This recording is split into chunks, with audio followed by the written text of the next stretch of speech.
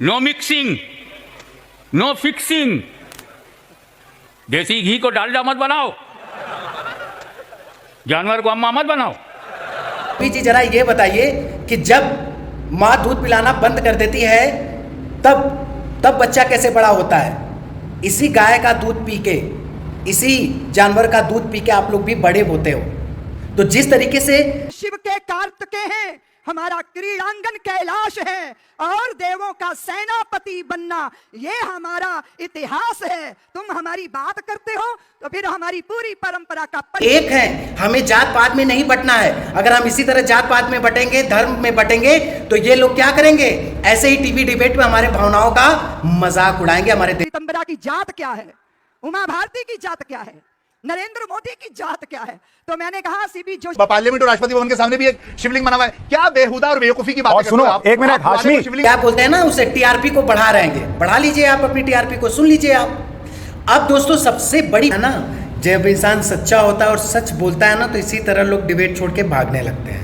मैं सच बता रहा हूं। अगर आप हेलो दोस्तों, नमस्कार, जय हिंद, भारत माता की जय। कैसे हैं आप सभी सनातनी? आशा करता हूं आप सभी लोग अच्छे होंगे।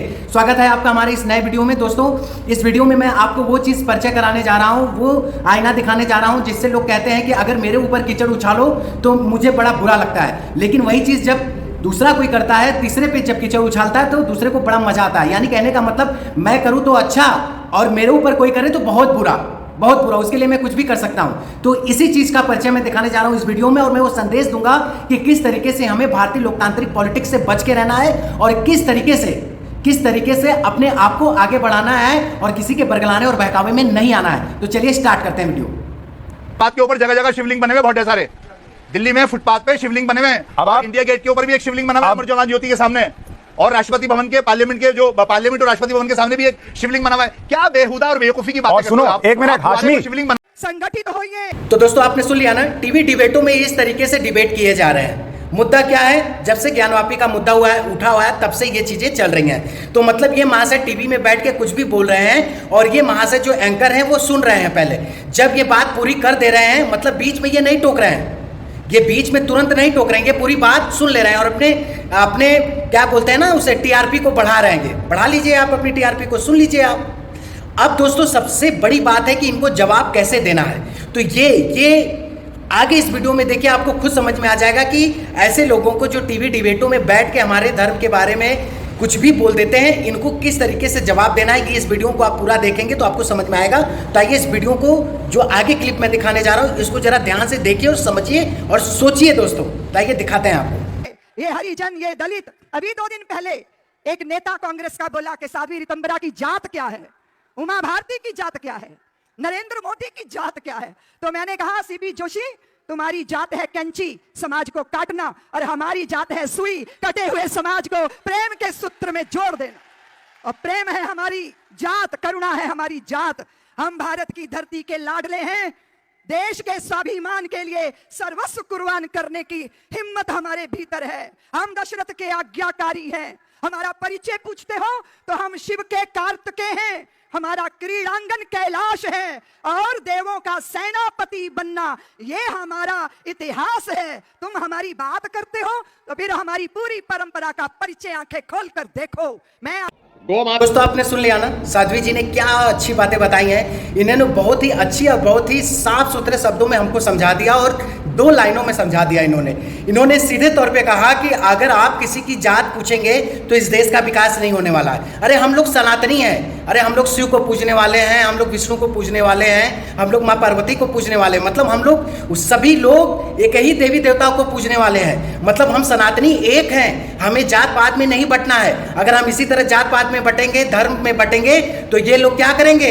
ऐसे ही टीवी डिबेट में हमारे भावनाओं का मजाक उड़ाएंगे, हमारे देवी देवताओं का मजाक उड़ाएंगे, और हम और आप ये गंदी पॉलिटिक्स के चक्कर में, ये राजनीतिक लोकतांत्रिक पॉलिटिक्स के चक्कर में हम आपस में भाईचारा भुलाकर लड़ते रहेंगे और इसी तरीके से हमारे सम्मान का, हमारे संस्कृति का मजाक उड़ता रहेगा टीवी डिबेटों पे।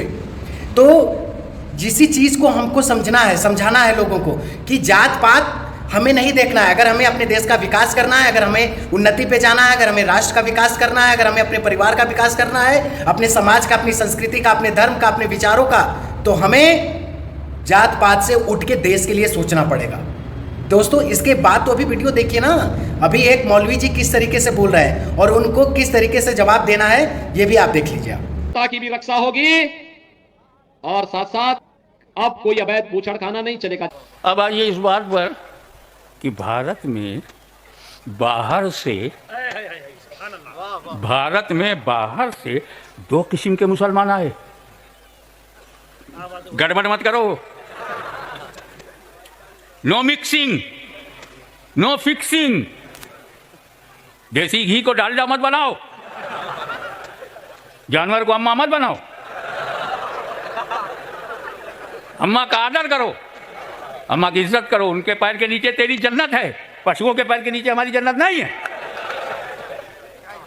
कुरान का यहाँ तो आपने सुन लिया ना मौलवी जी का, इन्होंने क्या मजाक बनाया है, इन्होंने किसको बोला है, इन्होंने सीधे सीधे हिंदुओं को कोट किया है कि हिंदू ही सनातनी ऐसे हैं जो जानवरों को भी अपनी माँ बोलते हैं, यानी गाय को अपनी माता बोलते हैं, उनको माता जैसा सम्मान देते हैं, उनको पूजते हैं, क्योंकि गाय के एक एक अंग में प्रभु बसते हैं, भगवान बसते हैं।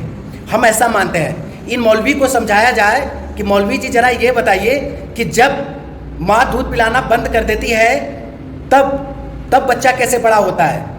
इसी गाय का दूध पी के, इसी जानवर का दूध। अगला आपको से डिबेट करना नहीं चाहेगा, उसे लगेगा कि यार मैं क्या डिबेट करूं, मैं क्या बोलूं। तो यही हालत इन महाशय की हुई है, बिग बॉस वाले महाशय की। तो आइए दोस्तों अब आगे देखते हैं।